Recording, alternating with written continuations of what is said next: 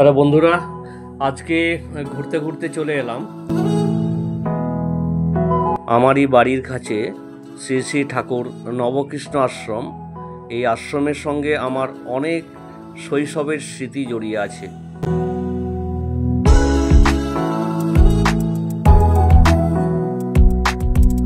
এই আশ্রমের সঙ্গে ওতপ্রোতভাবে আমি জড়িয়েছিলাম বহু বছর, এখনও আছি।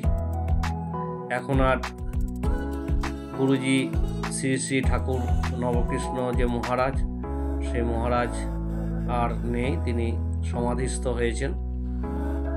গুরুমাও যিনি, তিনিও সমাধিস্থ হয়েছেন।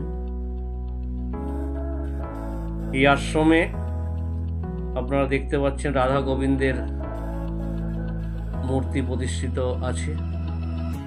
তো এখানকার যিনি গুরুদেব ছিলেন শ্রী শ্রী ঠাকুর নবকৃষ্ণ জি, ওনার তো আপনি মেয়ে, তাই তো? আপনি এখন এটা মানে গোটা আশ্রমটা তত্ত্বাবধান করছেন, তাই তো? দেখাশোনা করছেন। যারা শিষ্যরা আছে তারা আসে, তাদেরকে একটু অন্ন সেবা দেওয়া বা এসব দেওয়া, এগুলো আপনি এখন করছেন, তাই তো?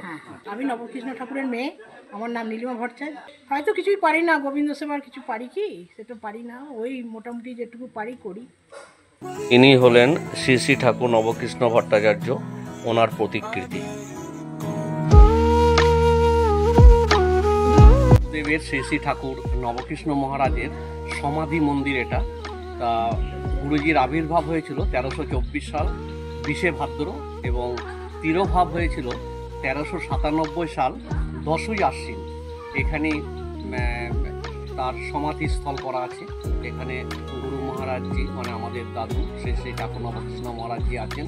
এখানে গুরুমা আমাদের দিদি ভাই, যিনি তার সমাধিস্থল ওখানে। যিনি এসে থাকতেন সাধন দাস বৈরাগ্য, উনিও বাউল সম্রাট উপাধি পেয়েছিলেন।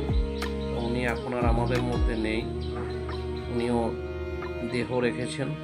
নমস্কার। এই গুরু মহারাজজির আশ্রম।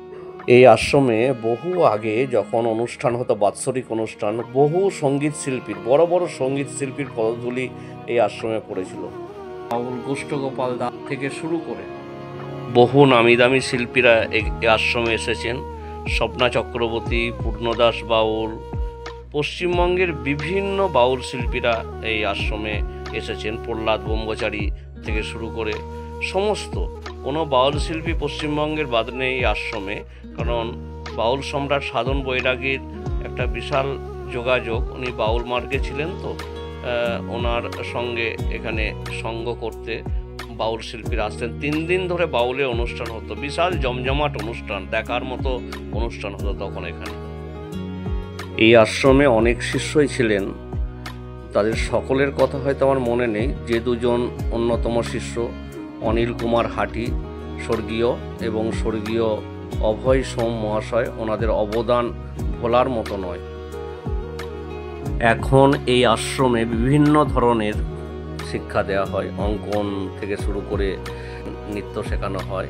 এবং এখানে মাস্টার মশাই আছে উত্তম মাঝি, উনি ইংলিশ পড়ান। এখানে 10ম শ্রেণী থেকে দ্বাদশ শ্রেণী পর্যন্ত ইংলিশ পড়ান। এই আশ্রমটি এখন বিভিন্ন শিক্ষাদানের প্রতিষ্ঠান গড়ে উঠেছে। এই আশ্রমের পরিবেশটা খুবই ভালো পরিবেশ।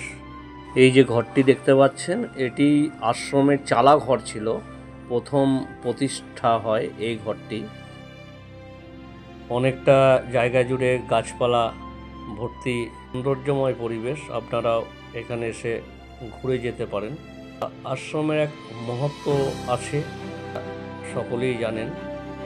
শ্রী শ্রী ঠাকুর নবকৃষ্ণজি, যিনি মহারাজ ছিলেন, তিনি তো একজন রাজনৈতিক ব্যক্তিত্ব ছিলেন। প্রথম জীবনে তিনি রাজনীতি করতেন, তারপরে রাজনীতি ছেড়ে দিয়ে সাধনায় সিদ্ধি লাভ করে তিনি এই আশ্রম প্রতিষ্ঠিত করেন। এই আশ্রমের অন্যতম শিষ্য বিশ্বনাথ অধিকারী মহাশয় সাংস্কৃতিক অনুষ্ঠানটাকে তিনি তুলে ধরেন দুর্দান্তভাবে। তিনি সাজিয়ে দেন আশ্রমের 7 দিন ধরে অনুষ্ঠান। তিনি একজন কৌতুক শিল্পী ছিলেন। গুরুদেবের ভ্রাতুষ্পুত্র অক্ষয় ভট্টাচার্য বর্তমানে এই আশ্রমে তত্ত্বাবধায়ক। আমার এই ছোট্ট ভিডিওটি যদি ভালো লাগে তাহলে লাইক, কমেন্ট ও শেয়ার করবেন এবং আমার চ্যানেলটিকে সাবস্ক্রাইব করবেন। নমস্কার, ধন্যবাদ, সকলেই ভালো থাকবেন।